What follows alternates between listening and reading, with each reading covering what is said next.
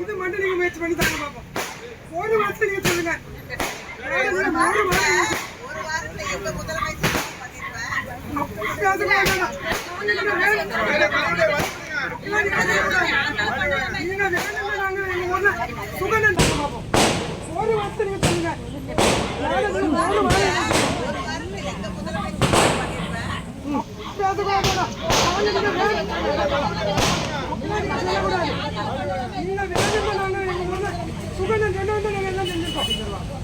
பண்ணி தாங்க எங்களுக்கு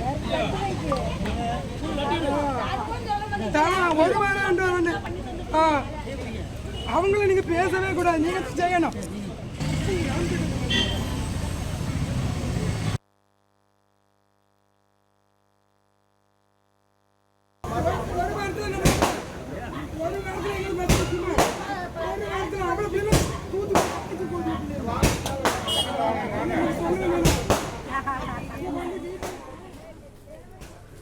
கூடுதல் விவரங்களை எமது செய்தியாளர் ஷேக் மதார் வழங்க கேட்கலாம். ஷேக் மதார், வணக்கம். பயணிகள் நிழற்குடை திறப்பு விழாவின் போது பேருந்துகளை நிற்பதில்லை என்று குற்றம் சாட்டிய பெண்களிடம் நம்ம முதல்வராக இருந்தால் செய்யலாம் என்று திமுக எம்பி கனிமொழி கூறியதால் பொதுமக்களிடம் வாக்குவாதம் ஏற்பட்டுள்ளது. இது குறித்தான விவரங்கள்.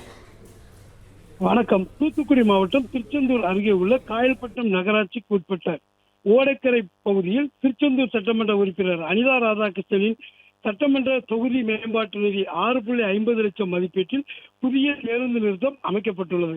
இதன் திறப்பு விழா நேற்று மாலை நடைபெற்றது. இதில் தூத்துக்குடி பாராளுமன்ற உறுப்பினர் கனிமொழி கருணாநிதி மற்றும் திருச்செந்தூர் சட்டமன்ற உறுப்பினர் அனிதா ராதாகிருஷ்ணன் ஆகியோர் கலந்து கொண்டு ரிப்பன் வெட்டி திறந்து வைத்தனர்.